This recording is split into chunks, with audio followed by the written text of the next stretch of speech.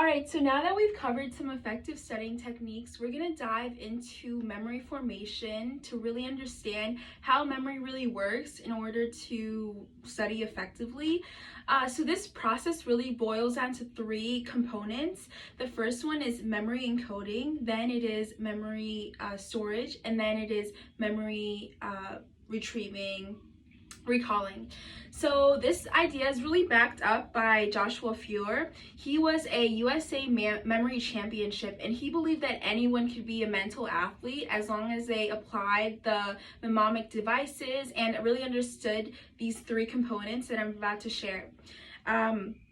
So starting off, we have encoding. So encoding, as seen as by this visual aid, it's really the idea of taking information from around and really acting as the data.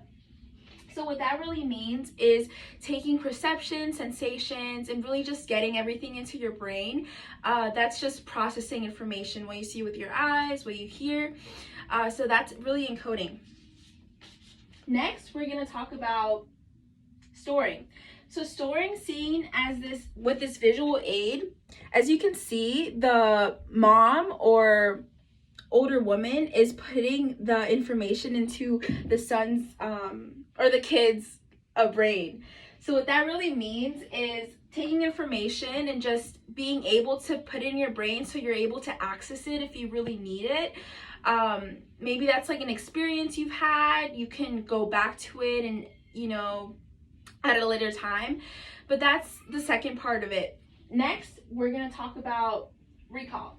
So recall is the final step of memory formation, and that's really taking information and acting like it's a file in a cabinet, like that picture showed.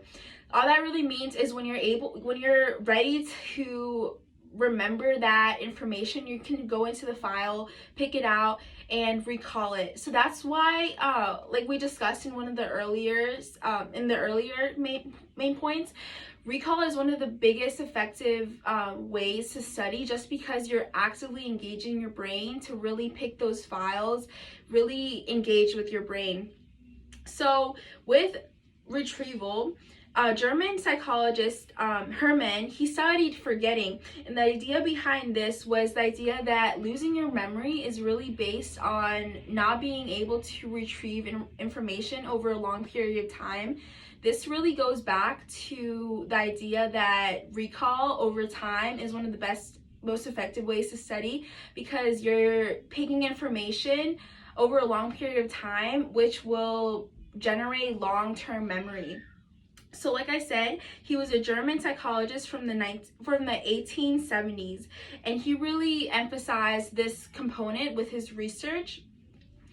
Going back to storage, Elizabeth Loftus is a cognitive psychologist. She's very famous for her work. She studied the eyewitnessing theory, which is really the idea that the information or memory that you store in your head is really able to get altered through time and change, just as experiences change.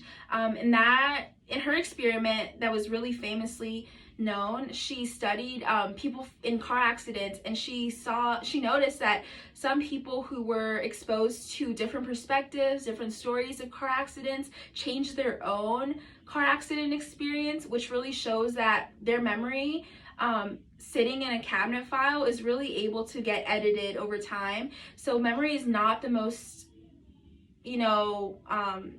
effective, or it's not the most accurate thing in the world. But now that we've discussed memory formation, you can have a glimpse of how memory is formed and how that can tie back to effective memory techniques. So yeah.